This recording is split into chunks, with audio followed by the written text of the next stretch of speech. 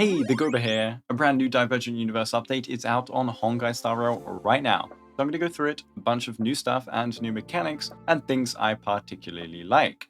Also, a little yap about the new 5-star light cone at the end. Let me know what you think of the brand new expansion to Divergent Universe, and let's begin. The Protean Hero expansion is a partial reset. You will recognize a bunch of old blessings and curios, and the different game modes are still with us, like cyclical extrapolation, but a whole lot has changed or been revamped. And with the reset comes a reset in rewards. The new expansion will have you start all the way back again at level 0 synchronicity level, as well as reset your stable computing array. Naturally, with new content, our gallery of possibilities will also give new rewards.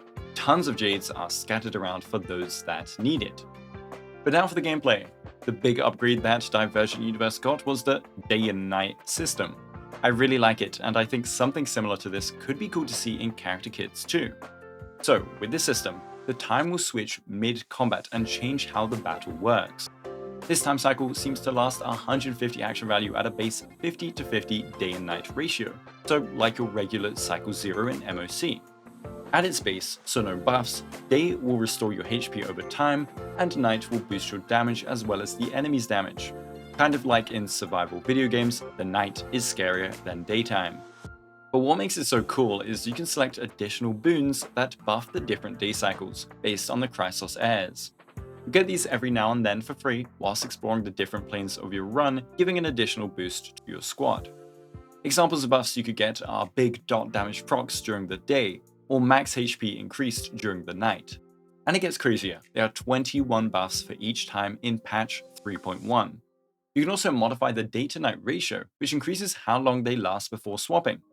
You can even go further, and at 100% ratio, you completely remove the other time cycle, turning day into eternal day and night into evernight. This will be useful if you have a lot of specific buffs to a certain time, maybe even ones that reset when swapping to the other time. So yeah, this all adds a little extra layer of complexity where you can mix and match new buffs and change the game plan based on the time. Like if you have certain buffs, like free ultimates during day, make sure to use your ultimate ASAP before it swaps. But other than the core gameplay loop being different, we have a big change to the paths and how they work, as well as their core mechanics and what they provide. The blessings and equations felt much better to me in my fewer hours of gameplay than the previous Divergent Universe did, so give it a go and let me know what you think of them. If you want to know the numbers, Hoyoverse said they added 72 new equations and 22 new weighted curios on top of some occurrence changes. A massive change that might be a bit controversial though is the removal of abundance and preservation. Instead, survivability has mostly been placed into the destruction path, with some minor survivability blessings in other paths. But now healing and shielding are combined, so it benefits both shielders with preservation and healers with abundance, which I find pretty neat. And it all works converting said sustaining into big damage.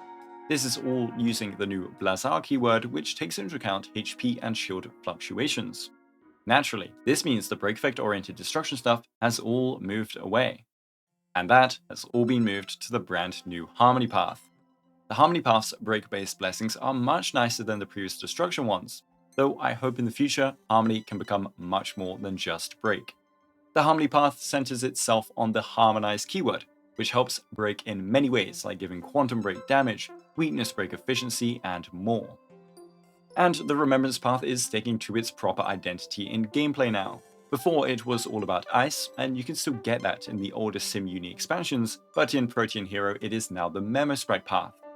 It still has some benefits for non-Memo trainers, but you now get a whole ton of cool things for Remembrance units. We just need some more of those to come out. Right now it's all for Aglaya, but I'm sure you can run a fun Remembrance MC DPS build, and Castoris is soon to come. Its key mechanic is Obsession stacking, which will give attack and HP to all allies. And finally, Propagation has become a bit more universal. Instead of focusing all on basics, it now also works with skills. So Erudition for ultimates, Propagation for basics or skills. It also introduces newer mechanics into the path like true damage. This path is fantastic with both new DPS from 3.0, the Herta and Aglaya. Propagation is also no longer about spores, I do miss them, but instead about soul chrysalis. You charge up and become a beautiful butterfly, which in HSR terms means you start dealing a whole ton of true damage. and other than that, the difficulty system has been swapped up. Now you have the astronomical division mode, where you kind of rank up win after win. You can lose progress, and you can also get progress protected if you clear far enough but don't manage to beat the final boss. It reminds me of a ranking leaderboard, and maybe we'll get something like this in the future. The harder difficulty does however give us some buffs like cheaper shops and enhanced blessings, which is a nice change. And the planes are also longer, so whilst you fight more, you also get more. But how do we tackle the hard difficulty now? Well, on top of the base tree from the regular Divergent Universe, we now have a new Titan Odes page. After completing runs, you will accumulate branches of rights, and these will unlock an ability system that further reinforces your power in either day or night by a little bit. I hope they get stronger. Another awesome feature that was already shown on the livestream is the brand new Showcase feature. You can show off your teams, whether they be super unhinged, meta to the limit, or fun little combos. You get to see the team composition, replacements for teammates you might not have, core equations to make the build work, and core weighted curios. I like it because it gives us more community-based aspects to the game. It makes us feel less alone. So I can go and browse people's builds, and they'll even give us a recommendation based on what we start the run with, which I think is really cool. Let's look at this Linkshot Break DPS build made by Gabe Got Flame, love the name. He runs a full Hypercarry Break Linkshot build, and it is heavily based on Harmony and Destruction combinations. Makes sense. I can even favorite it. I can give it a little heart, and I can apply the plan and it will swap my team to his.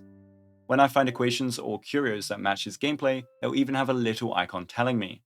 When I win with it, I can like it and save it, just like you should like and subscribe. So it's kind of like seeds in roguelikes where you can copy someone's fun run, just not copying their RNG or run completely. Anyway, I just want to make sure everyone upvotes my Yukong Hypercarry team. The brand new update also added a brand new Herta shop Lycone, one for the Path of Remembrance. It's nothing special to be honest, it's literally Victory in a Blink, but a tad different. Instead of crit damage, we now get speed, and instead of requiring a Memory Right targeting an ally, we now get it from using a skill. But the team-wide buff is the exact same. I prefer this over Victory in a Blink for the Remembrance MC if you need that speed, which quite often you will. 12% speed is a ton, and it applies pre-combat. Here is the S1 version, for example. Just again, as always, make sure your tuning doesn't suffer. You most of the time want Mem to act at the right time on the first rotation, aka after your DPS. Other than that though, it's more universal than Victory in a Blink if we get a future supportive Remembrance that doesn't scale on crit damage. It also makes it so you can refresh the buff when you really want to, rather than relying on Mem. But yeah, not a priority. Some final extra additions I like are that we now have a Rame shop, hi Rame, that sells us equations so we can finally get that juicy equation we were waiting for. We can also refresh Screwlum's shop now, and the new Rame one as well. And the whole excessive conversion thing is now in its own domain. Instead of being tied to a boss, you have a brand new setup where you'll fight the conversion and get added rewards, like a scaling amount of cosmic fragments based on how well you did. But yeah, let me know what you think of the new update. I like that they properly revamp it like a whole new season in another game. Like and sub if you enjoyed the video as always. Thanks to my amazing YouTube members, thanks for watching, and have a Guoba day.